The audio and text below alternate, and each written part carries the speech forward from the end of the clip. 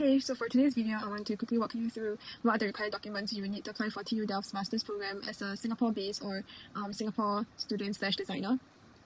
So when you key in TUdelft application requirements in Google search engine, click on Master's International Diploma. It will bring you to a page where you're able to see the different documentations and the different admission requirements. So let's look at the admission requirements first. First of all, you will need to have a bachelor's grading of at least 75%. So what that means as an MUS student is that even though our cap is out of 5, you would have to convert that 5 out of 100%, and your grade needs to be more than 75%.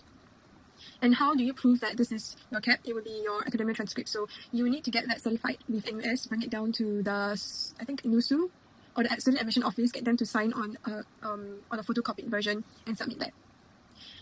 Once again, as an MUS student or NTU student or Singapore student, you will need to prove your English language proficiency. Even though our courses, our programs are taught in English, it is not recognized by TUdelft that we are an English-speaking country or English-speaking school. So you either have to take TOEFL, IELTS, or Cambridge Assessment English to prove that. Personally, I took the IELTS exam, so I'm able to comment more about that.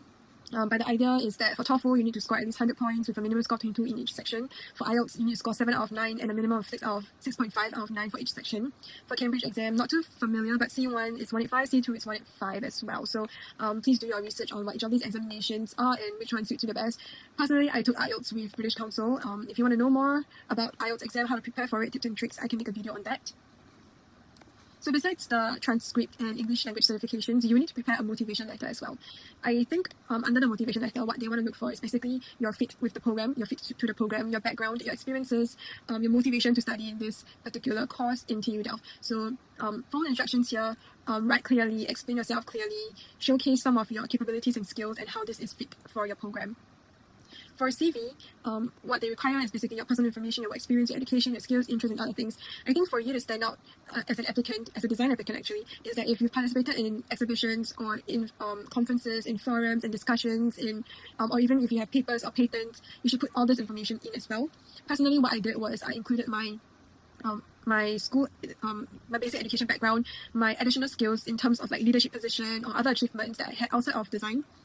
For work experience, I included the number of, let's say, projects I did, the number of workshops I've conducted as a designer, my impact across the whole organization. And I also included some exhibitions that I took part in, and because I was invited to speak to students before, I've put that in my CV as well. And I have some patents that I had when I was in school, and that was also included in my CV. So I think CV is basically a very high-level summary of you as a person. What are your skills? What are your capabilities? What are your achievements?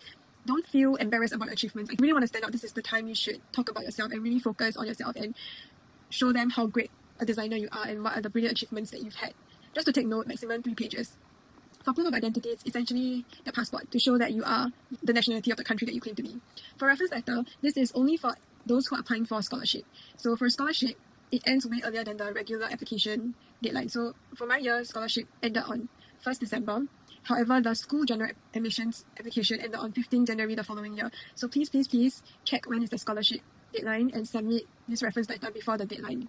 In the portal, you're able to write your referee's name and email address for the portal to reach out to them to ask them to write the reference letter. However, there is a chance that because your referees, I would imagine, are your professors and managers, they have things to do, they are quite busy, they might miss the deadline. So it is your responsibility to make sure you remind them to submit the reference letters before the deadline, or you can get them to write the action letter, send it to you, and you submit them as PDFs in the portal if they're comfortable with this arrangement. For portfolio, as design students, that's a requirement. So let's look at SPD's portfolio requirements. But if I'm not wrong, all 3 design programs have similar portfolio requirements. For a portfolio, you need to prepare at least 3 to 8 design projects. So what I did was I prepared 5 projects, 2 student projects and 3 work projects. And in this project, under project documentation, they want to know who context of this project, when was this project done, who was the supervisor of this project, what's the duration of this project, was it a group work, was it individual work, was this a student work, was this a professional assignment. So all this information should be, I think, in your first page of your portfolio. For the remaining pages of your portfolio, you should showcase clearly your thought process, the design process, your research process, every design decision, what was the thought behind it. In addition to this, what I also included was, for my student project, I reflected on what can be done better. So with 3 years of working experience, now that I look at my student project, what could I have done better with my student project? What were the missed opportunities? And what were some naive thoughts that I have as a student, which I know today the reality doesn't work that way. For my work project, I did not put projects that were of a similar nature to my student project. And what I mean by that is, for example, if my student project showcased my UI UX skills, I did not show that in my work project, only because you can really clearly tell my UI UX capabilities in my student project. So in my work project, what I showcased were skills that could not be proven as a student. So that would be things like, how can this design approach be scalable in organization, for example. So I think these are things that are different from student project, and you should definitely showcase that in your portfolio for work projects. The idea of a portfolio is really to show your skill sets, your capabilities, your thought process, and this helps you to stand out from other design students. I think for people with working experience, especially if you're applying to SPD, show more strategy, show things that can prove that you're able to do well in SPD, and there are certain skills that you have that fresh graduates might not have. So for portfolio, there's a format requirement of not more than 20 megabytes, not more than 30 pages in A4 landscape format. Do try to follow all these instructions as close as you possibly can, because if you don't follow instructions, they will question your capability, whether or not this person can even read and understand basic requirements. For GRE, it does not apply to design students, so we don't have to look at that. To summarize, these are some documents that we need to submit and prepare.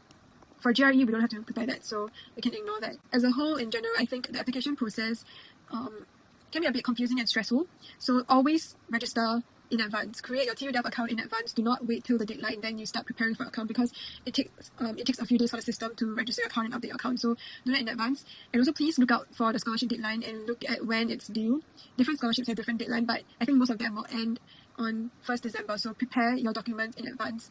For your reference letters, please chase after the people who are writing your letters.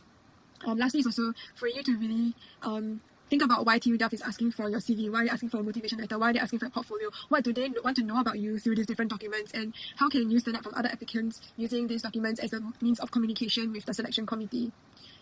With that, all the best for your application, and if you have any questions about the application process, or if you want me to take a look and give you some feedback on your documents, you can reach out and let me know.